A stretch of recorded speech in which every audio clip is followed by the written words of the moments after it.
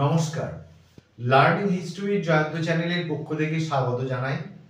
আজ আমার আলোচ্য বিষয় যারা থার্ড সেমিস্টারে পড়ছো এবং ইতিহাস অনার্স নিয়ে বর্ধমান বিশ্ববিদ্যালয়ে পড়ছো, বর্ধমান বিশ্ববিদ্যালয়ের বিভিন্ন কলেজগুলোতে, তাদের আমি ফিফথ সেমিস্টারের মতনই, ফিফথ সেমিস্টারে যেমন হিস্ট্রি অনার্সে তোমাদের সাজেশন দিয়েছিলাম, সেই রকমই তোমাদের থার্ড সেমিস্টারে আজকে আমি সিসি পেপার 5 সাজেশন নিয়ে হাজির হয়েছি।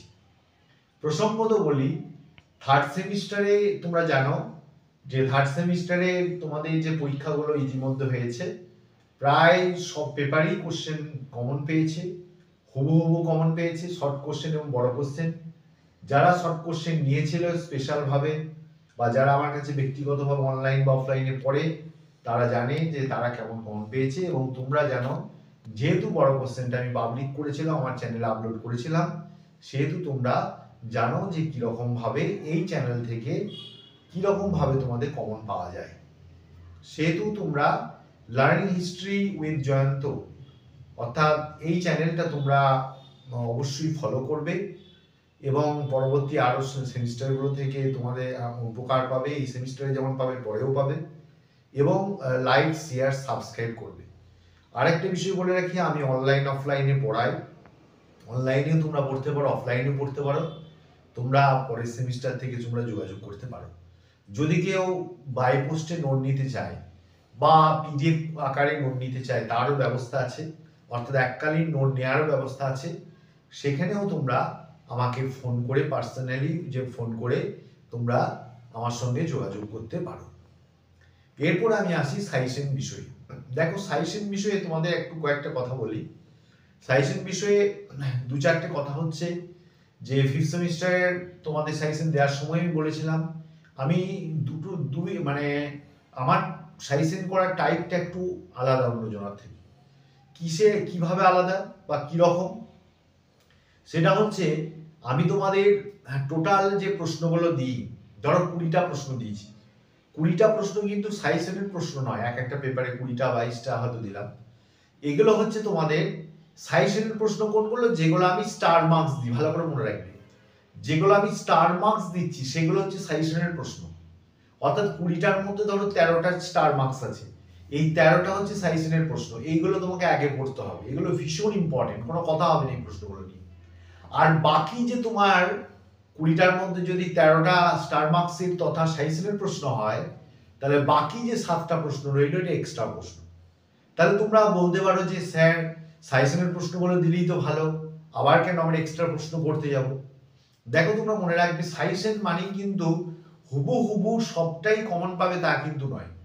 যেমন এবারে ফিফথ সেমিস্টারে তোমরা সিসি পেপার 11 প্রশ্ন দেখবে, ঠিক আছে, বা 12 দেখবে বা অন্যান্য পেপার প্রায় কমন পেয়ে গেছে, ঠিক আছে, 10টাই কমন পেয়ে গেছে। সিসি পেপার 11-এ 10টাই কমন।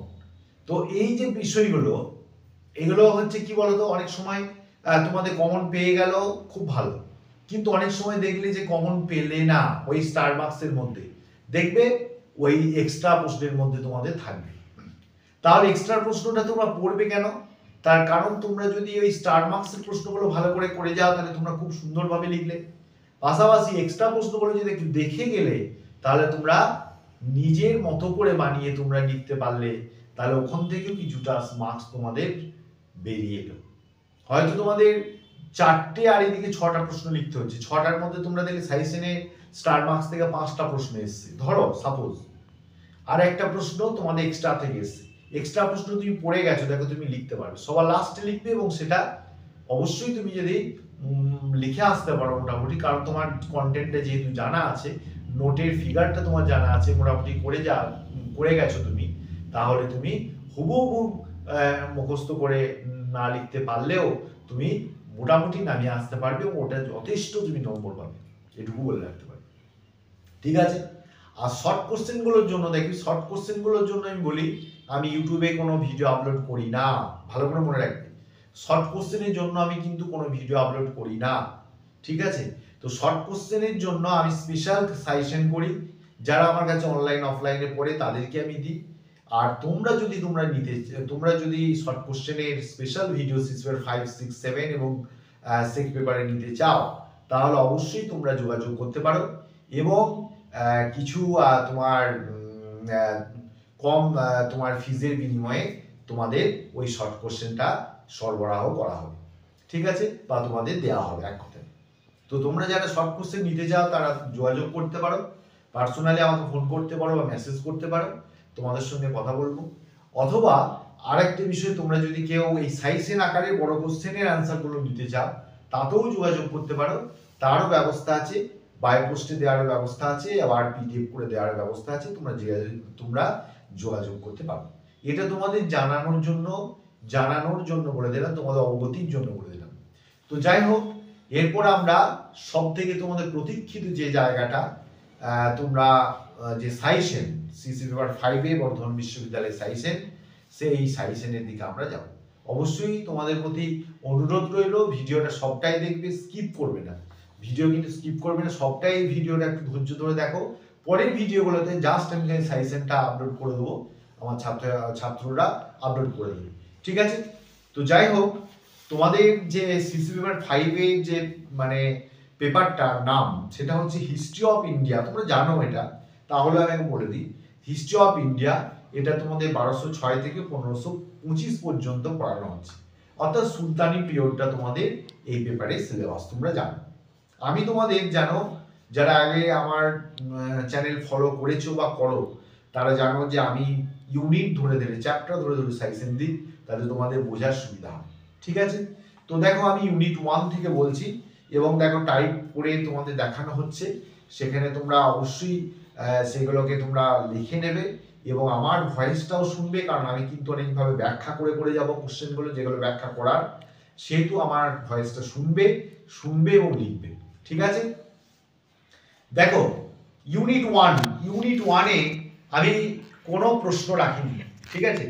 ইউনিট 1-এ আমি কিন্তু কোনো প্রশ্ন রাখিনি, ইউনিট 1-এ শুধুমাত্র শর্ট প্রশ্ন রেখেছি, ঠিক আছে। তো ইউনিট 1-এর জন্য শর্ট প্রশ্ন রেখেছি, তো শর্ট প্রশ্ন এখান থেকে তোমরা পড়বে, এই চ্যাপ্টার থেকে কোনো বড় প্রশ্ন পড়তে হবে না।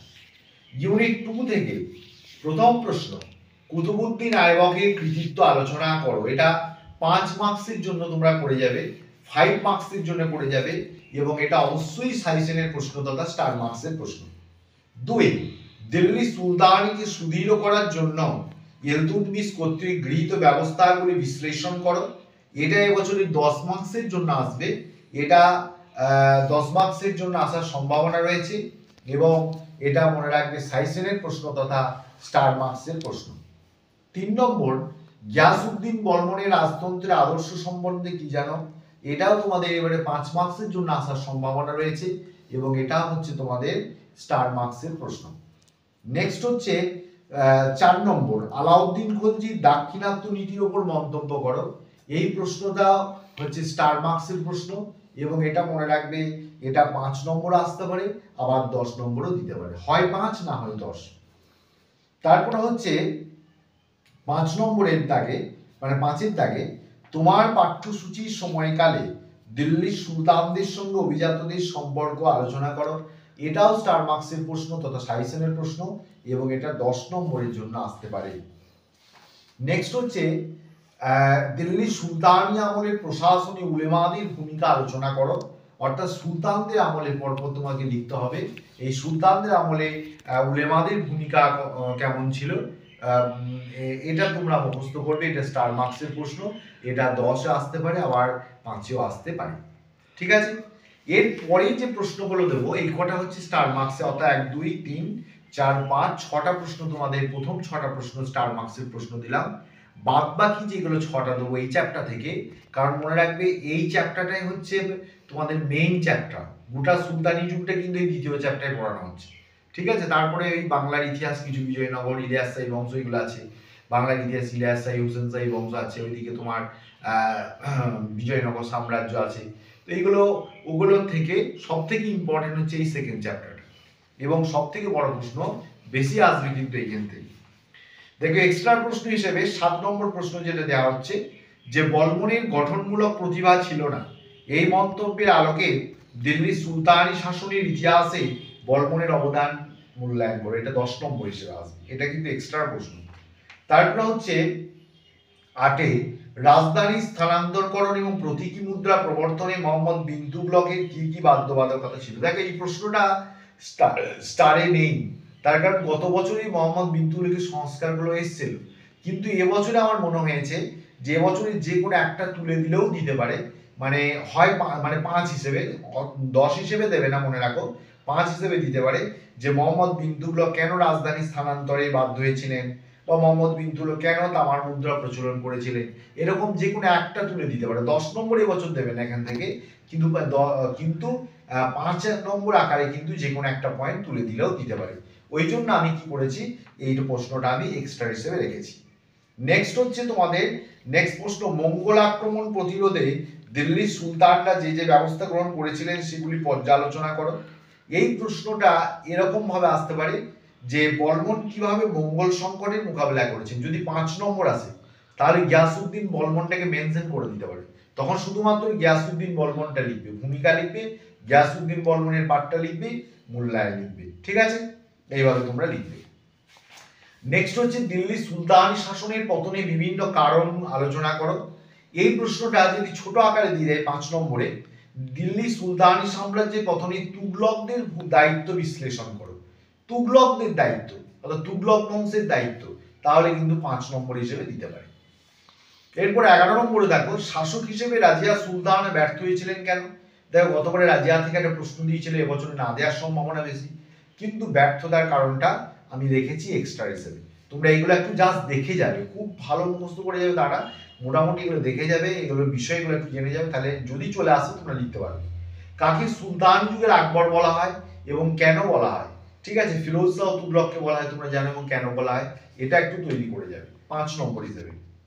ঠিক আছে, এই হচ্ছে তোমাদের ইউনিট 1 অর্থাৎ প্রথম অধ্যায় থেকে কোনো প্রশ্ন দিলাম না, দ্বিতীয় অধ্যায় থেকে সাইন্সের প্রশ্ন দিলাম 6টা, আর এক্সট্রা পড়ে যেতে বললাম 6টা। ক্লিয়ার? এরপরে দেখো ইউনিট 3। ইউনিট 3তে আমি 4টে প্রশ্ন রেখেছি, 4টের মধ্যে 3টে প্রশ্ন হচ্ছে তোমাদের সাইন্সের প্রশ্ন, আর একটা প্রশ্ন হচ্ছে এক্সট্রা প্রশ্ন। দেখো 1 নম্বর প্রশ্ন, বাহমনি রাজ্যকে উন্নতির চরম শিখরে নিয়ে গিয়েছিলেন মাহমুদ গাওয়ান, ব্যাখ্যা করো। এই প্রশ্নটা এরকম আসতে পারে, অথবা আরেক ধরনের প্রশ্ন দেয়, অবলিক দিয়ে লেখা আছে, দেখো বাহমনি রাজ্যের সংহতি সাধনে মাহমুদ গাওয়ান কি ভূমিকা পালন করেছিলেন।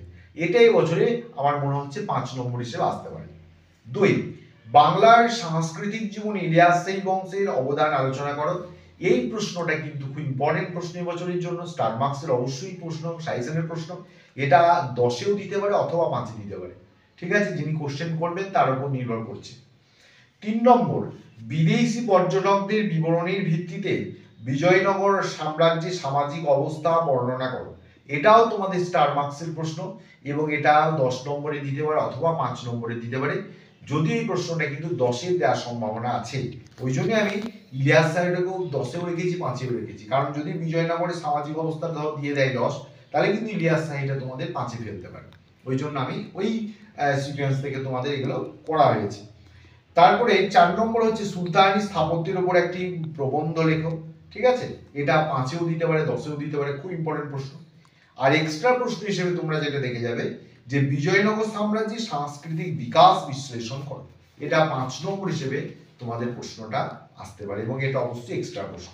তাহলে তোমাদের প্রথম যে 4টে প্রশ্ন বললাম, এই 4টে প্রশ্ন হচ্ছে তোমাদের সাইজের প্রশ্ন, আর একটা এক্সট্রা বললাম যেটা তোমরা করে যাবে। নেক্সট হচ্ছে ইউনিট 4-5। ইউনিট 4-5 থেকে আমি একবারে দুটো অধ্যায় মিলিয়ে আমি কোশ্চেনটা করেছি, সাইজেনটা করেছি। তো ইউনিট 4 এবং 5 এখানে আমরা 4টে প্রশ্ন রেখেছি, তার মধ্যে সাইজেনের প্রশ্ন মাত্র একটা, মনে রাখবে সাইজেনের প্রশ্ন মাত্র একটা, আর 3টে প্রশ্ন হচ্ছে এক্সট্রা প্রশ্ন, ওগুলো মোটামুটি দেখে যাবে। দেখো প্রথম সাইজেনের যে প্রশ্ন এই চ্যাপ্টার থেকে একটাই রেখেছি, দুটো চ্যাপ্টার মিলিয়ে একটা, ভারতের তুর্ক আফগান শাসনকালে ইক্তা ব্যবস্থার বিবর্তন বিবৃত করো, অথবা প্রশ্নটা এইভাবে আসে, ইক্তা ব্যবস্থার বৈশিষ্ট্য আলোচনা করো। এটাও কিন্তু হয় 5 আসবে, না হয় 10 আসবে। ঠিক আছে, এবং এটাই একমাত্র সাইজেনের প্রশ্ন। আর এক্সট্রা প্রশ্ন কি রেখেছি, সুলতানি আমলের সামাজিক অবস্থা ব্যাখ্যা করো, দিল্লি সুলতানদের বিচার ব্যবস্থা সম্পর্কে আলোচনা করো, দিল্লি সুলতানি সামরিক ব্যবস্থা আলোচনা করো। এগুলো একটু দেখেছি। ইউনিট এগুলোর মধ্যে কিন্তু আসবে না তাই নয়, কিন্তু আসবে, কিন্তু দু একটা হয়তো ফেলেও দেবে প্রশ্ন, কিন্তু তোমরা ওই জন্য বলছি তোমরা যদি একটু দেখে যাও, ধারাবাহিক নোটটা যদি তৈরি করে মোটামুটি দেখে যাও, তাহলে কিন্তু তোমাদের পরীক্ষা দুর্দান্ত পরীক্ষা হবে। ইউনিট এবং তোমাদের সাইসেন নিয়ে কমন নিয়ে কিন্তু কোনো প্রশ্ন থাকবে না। ইউনিট 6-এ দেখো, ইউনিট 6-এর দুটো প্রশ্ন, দুটোই হচ্ছে সাইসেনের প্রশ্ন তথা স্টার মার্কসের প্রশ্ন। এক, ভক্তিবাদী আন্দোলনের সামাজিক এবং সাংস্কৃতিক প্রভাব আলোচনা করো, এটা 10 মার্কসের জন্য ইম্পর্টেন্ট। আর 2, সুফিবাদের মূল শিক্ষাগুলি কি ছিল, অথবা প্রশ্নটা এরকম দেয় যে সুফিবাদ সম্পর্কে একটি সংক্ষিপ্ত টিকা লেখো, এটা 5 মার্কসের প্রশ্ন। ঠিক আছে, এই দুটো প্রশ্নই হচ্ছে স্টার মার্কস। ঠিক আছে, অর্থাৎ তোমাদের এই ইউনিট 1 থেকে ইউনিট 6 পর্যন্ত টোটাল 23টা প্রশ্ন রয়েছে। তার মধ্যে মাত্র, আমার মনে হয় কোনো জায়গাতে তোমরা পাবে না, যাওয়া হয়তো তোমরা অনেক জায়গাতে পড়ো, সেখানে হয়তো দেখবে যে 13টা মাত্র প্রশ্ন আমি দিয়েছি।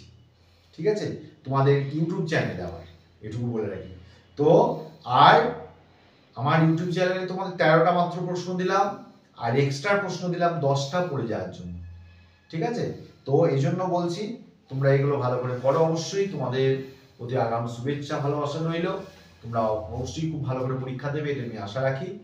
আর আর পুনরায় একটা কথা বলি যে যদি তোমরা কেউ নোট নিতে চাও অথবা শর্ট কোশ্চেনের সাজেশন নিতে চাও, অবশ্যই তোমরা যোগাযোগ করবে, আমার সঙ্গে যোগাযোগ করতে পারো। আর যদি কোনো তোমাদের সমস্যা থাকে অবশ্যই তোমরা ফোন করবে অথবা মেসেজ করবে। আর যদি ওভারঅল এই ভিডিওটা তোমাদের ভালো লাগে, লাইক, শেয়ার এবং সাবস্ক্রাইব করতে ভুলবে না। ঠিক আছে।